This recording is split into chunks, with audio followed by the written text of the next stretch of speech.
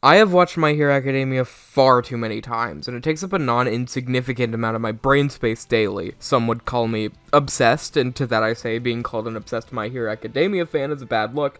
Please don't call me that. But also, you wouldn't be wrong. My Hero Academia gets a lot of flack. Some deserve, some to me being completely ridiculous. So in this series, I want to hopefully document everything I like or dislike about the series. Fun facts, character analysis, some manga comparisons, and anything else I want to say about it for every single episode. No holding back. Welcome to My Hero Academia Overanalyzed.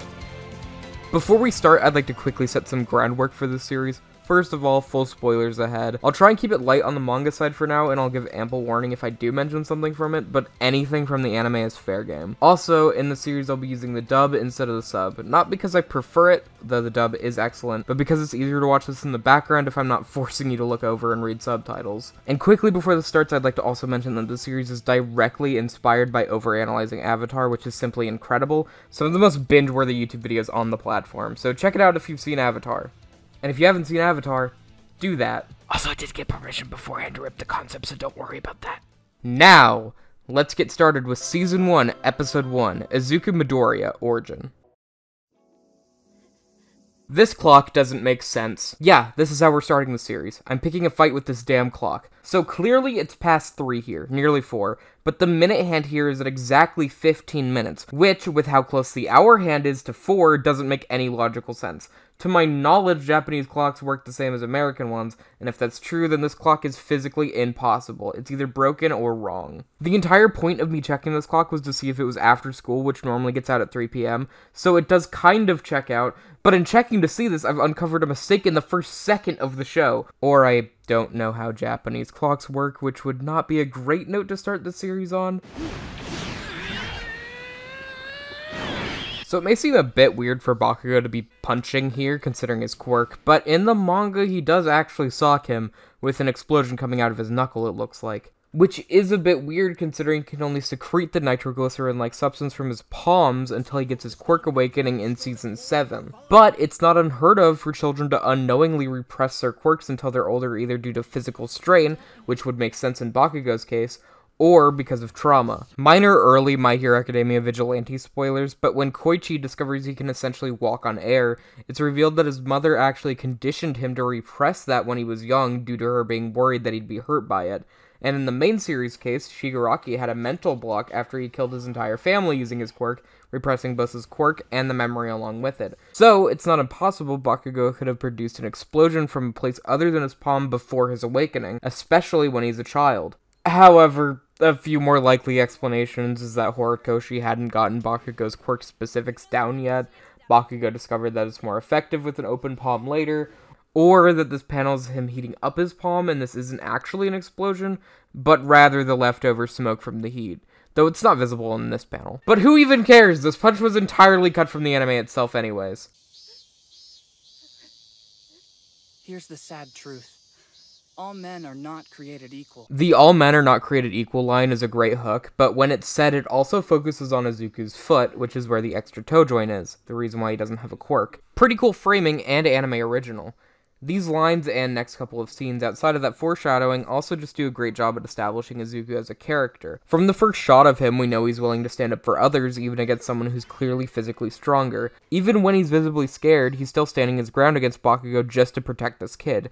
This is reinforced by his current self, now over a decade later, saying that him being weaker wouldn't hold him back, establishing both his drive and his resilience. This is great to set up now, considering how hard he later works to train his body, and One For All itself, into a workable state. All of this is established in under a minute, and somehow the manga achieves this in even less time. I do like the anime in this case, I think it flows nicer for the medium, but the simplicity of the one-page opening, with the same quote about not being born equal, to the incredibly captivating, but that was my first and last setback, is so simple and effective. I think it may even be a better hook than the anime, even if the anime does a tad more legwork to establish Izuku himself. Alright, let's go over the intro. May as well get it out of the way, right? So, very obviously, the first scene of the intro is symbolizing Izuku's admiration for All Might, his idol. All Might's back is turned to him here, but he slowly turns back as Izuku reaches out towards him. This is a simple but effective way of showing how All Might recognizes Izuku, while Izuku is still far away from him and still very much holding All Might in a high regard, the light literally coming from him. The next is a bunch of flashcards of the students, all showing off their personality pretty well with their names. Nothing too noteworthy here, but it's cool. One thing though is that the Plus Ultra, My Hero, and Academia title cards flash red, yellow, and blue, which is All Might's color scheme. The next scene is Izuku looking up at, then walking away dejectedly from a billboard. This says in Japanese, 君もヒーローになろうサイドキツク募集 which literally translates to "You too can be a hero, sidekick wanted," at least according to D-Bell and Google Translate. Thank you, Google, by the way, for this feature where you can write out the letters to get them. But what's fascinating here is that these are the exact same words that All Might uses when telling Izuku that he can be a hero at the end of episode 2 in Japanese. So cool foreshadowing / reference.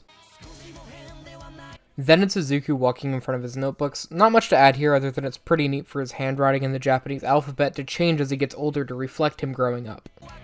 Then we get more feet imagery. Sounds weird, but again, the toe joint, so it makes sense. Also, his shoes are a pretty integral part of his design in general, so it could just be that. Shout out to Red Shoe Theory!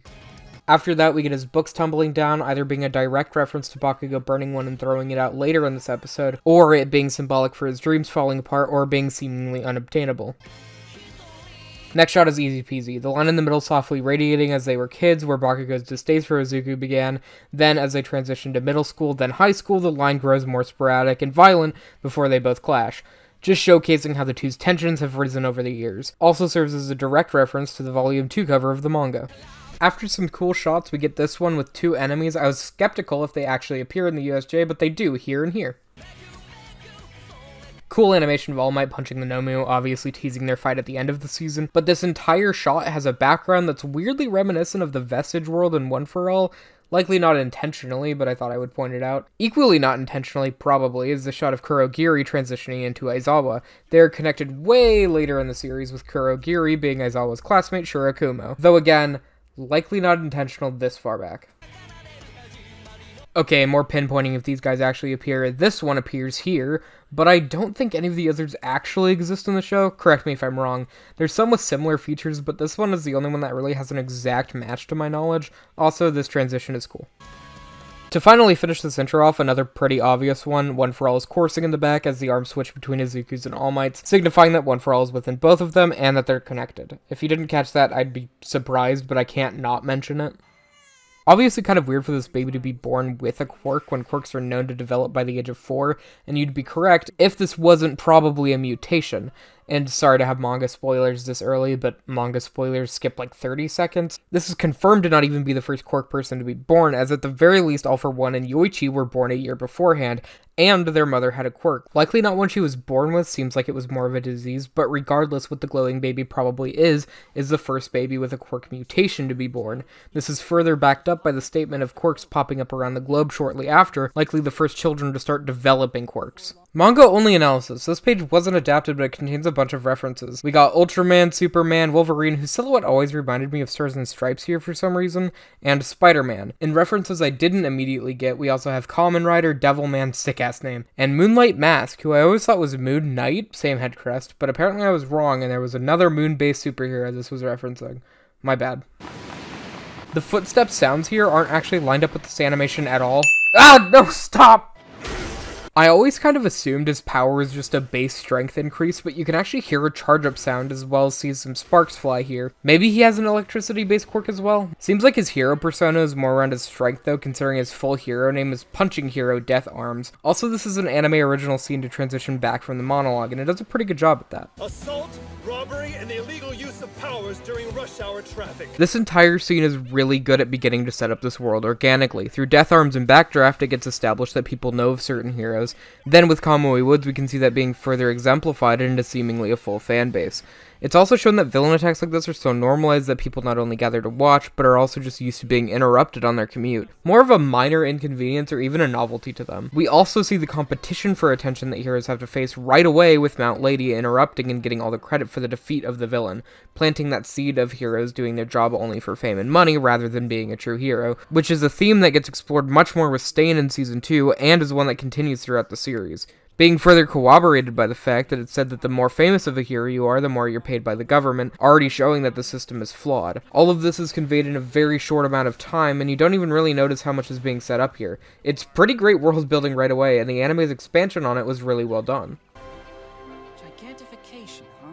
Some more good characterization for Izuku, showing him studying heroes and their abilities. This establishes his general analytical side, which he uses a lot early on while still getting One for All under control, and even before that next episode. I think it was a really good idea to make him a strategist. It allows him to still nearly be on the same level as his peers while he's still getting his quirk itself up to par with his classmates. And establishing that now with his notebooks is a great way to do it. Also, shout out to Starhead Guy. It's time to start thinking seriously. Okay, quirk analysis time. From left to right, starting in the front, it looks like this guy can turn parts of himself into gas. Could be useful in fights, but probably wouldn't be great for takedowns themselves. Good for utility. Rockman here has a pretty good quirk for a hero, I think, assuming he can't just be punched apart while in that form. This guy just has hair that grows, I think, not particularly good. This girl over here has horns, but they seem to be retractable since she didn't have them in the previous scene at all. Second row, spiky hand guy. Could be good for villain takedowns if it's durable, though it seems rather dangerous. This girl isn't showing off a quirk, seemingly. This guy is wild. I don't think Evil Mouth would be great for hero work. This girl has telepathy of some kind. Back another row. I think this is just hair levitation or hair growth of some kind again. This guy is just pulling out his eyes. Maybe a quirk that allows him to stretch himself. Otherwise, not too useful.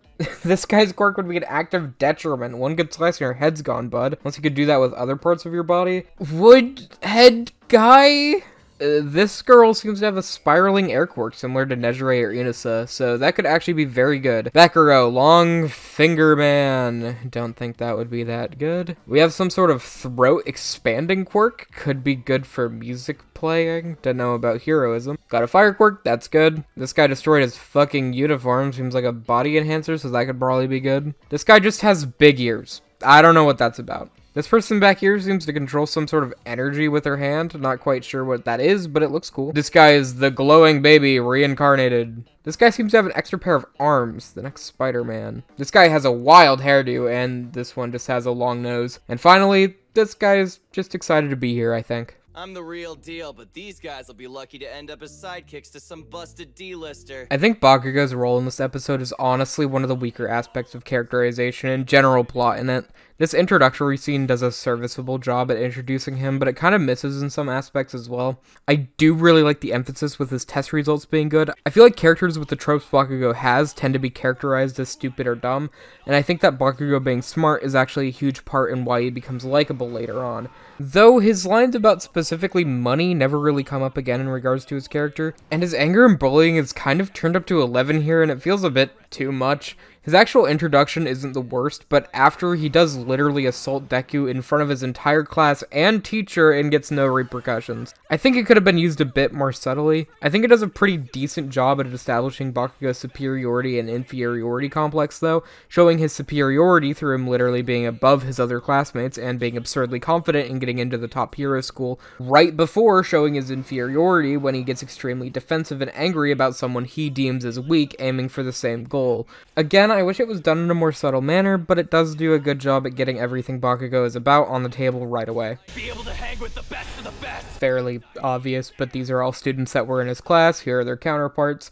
Also, right after, we get a shot focusing on Izuku's foot again, more foreshadowing for his toe joint. This framing was even more explicit in the manga, with it literally being highlighted here.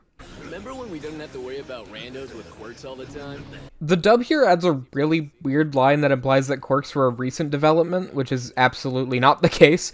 This is either just a mistake or a reference to All Might's presence dwindling as his power gets weaker. But considering it isn't really even close to the original line, I don't think this has any deeper meaning, just an odd change, especially since they're off-screen talking. It's not like they have to worry about lip syncing. I am here. All Might's introduction is, as you'd expect, fantastic. It's to the point and is already raising questions to the viewers. For starters, clearly he's a hero, as shown by the crowd's reaction to seeing him, as well as his declaration against the villains, but it also serves to raise questions about why he morphs into a different form here. Why was he so skinny before? Do people know about this? It provides a great hook for his character right away. Also, his "because I am here" is badass. Though, maybe he shouldn't do this on an open street in the entrance to a convenience store. You'd think video surveillance would have caught this happening by now. See, now this is a clock I can respect. It's at 3:30, the time most students get out of school. That's what I like to see. I don't know what you think you're doing, Deku, but we're not done. I don't like this scene very much. You know how I said earlier that Bakugo is too over the top? This is what kind of pushes that over the edge for me. I think having two almost back-to-back scenes of Bakugo bullying Izuku was not a good choice narratively, because it both makes it out to seem like this is a more common occurrence than it's later implied to be, and doesn't establish anything new. Not only that, but the anime made this scene have a comedic undertone, which was just a really bizarre choice. Also, Bakugo is just kind of characterized to be too mean here. Considering his later coolness in only a couple chapters, I don't really think him telling Izuku to take a swan dive off the roof of the building would be something he would ever really say, even if he didn't think Izuku was going to go through with it. This is supported by literally Horikoshi himself. I think if you wanted to make this scene work, take out Bakugo's rage from the earlier scene, which was already my main problem with it, and just have him bully Izuku directly here after class. That way it has a bit more of a grounded tone, and it's not made out to look like the teachers would allow a kid to be bullied literally right in front of them. There's an example of a scene just like this in a few episodes, which I'll talk about more when we get there. I think doing that and dialing Bakugo back, then removing this weird comedic tone would make it work really well as a character establishment for Bakugo. But as is, it's definitely the weakest aspect of the episode. Idiot. You can't go around telling people to kill themselves. This, on the other hand, has really good characterization for Izuku, showing that in the face of adversity, he isn't all that bothered by it, maybe even being used to it at this point. He also, in the sub and the manga, shows some concern for the person that just bullied him, being worried that he could be charged if he went through with it. Which, is great at showing how little Izuku values himself here, because that is the last thing you should be thinking of. But it also does a good job at showing his care for others even if they don't care about him. It also shows a bit of Izuku's less optimistic side, giving him more depth. It's also just a good scene tonally. I like the fish food line as dry humor, and the general frustration is really believable. Come on, Mom! It's computer time! I don't have too much to add to this flashback other than it's just more good setup, giving his admiration for All Might context as well as the foot imagery being explained here. It's also interesting that this is the debut of All Might, likely just in Japan considering he had done this before. Also, his costume is probably not correct here considering this is his Golden Age suit, the modern one, whereas he debuted in Japan with probably either the Young Age or the Bronze Age suit. But what's weird is that the figure Izuku has in the poster on his wall is the Silver Age costume, which is at least closer, so I'm kind of confused on why that costume at least wasn't used if it had been designed. But hey, small issue. Just to address this as well, this is Dr. Garaki, the League's doctor, and All For One's right hand. The fact that this is the same person never really comes up in the story, so it was either an Easter egg, a reused design, or a plot seed that was never capitalized on. Cool, but kind of meaningless detail. I don't think All For One stole Izuku's quirk or anything. Also, the anime loses this joke of Izuku's face being the exact same from this panel to this panel, which is pretty funny. My world was crumbling. More feet imagery! I never noticed how many there were. This has to be intentional, right? Very small change here from the manga to the anime. Izuku's walking out of the tunnel in the manga, but in the anime he's walking into it. They also added his laugh imitating All Might here. All Might's entrance is also slightly different, seemingly more quicker in the manga and more grandiose in the anime. Another change I like is the one they made to Izuku here where he's falling out of the slime, because in the manga it kind of seems like he just blacks out for no reason. All Might's punch here is also interesting because in the manga he directly punched the villain, and in the anime he uses wind pressure, which is actually kind of cool setup for using straight up air force in combat, which All Might uses a decent amount, and obviously Izuku uses both with his finger flicks and also with his air force gloves. Thought we lost you there! Once again, really strong characterization here. This introduction to the more real version of All Might as more of a person who can joke and have actual feelings rather than this godly figure we've seen from Izuku's perspective. It makes him really likable immediately. This scene also establishes even more intrigue into All Might when he starts bleeding from the mouth. And kind of unrelated, but this scene's manga panel is used at the back of every volume, at least in English, to tell you to read the other way around, so it's really ingrained in my brain. Bang on the door for a while. Someone will let you in. It's odd that he says to bang on the door, but in the next episode he opens it just fine. I guess he just assumed it was locked, but then it wasn't, and damn, that's lucky, because it would have been quite awkward if they were both stuck on the roof after All Might crushed his dreams. Really love the framing of this and some other shots coming up. Him pulling his hand back is sort of a parallel to the opening where he was reaching out to All Might. The intro even has a moment of hesitation at the very end as well. I love his initial dejection and then his resolve coming back just through his desire to be a hero and his admiration for All Might.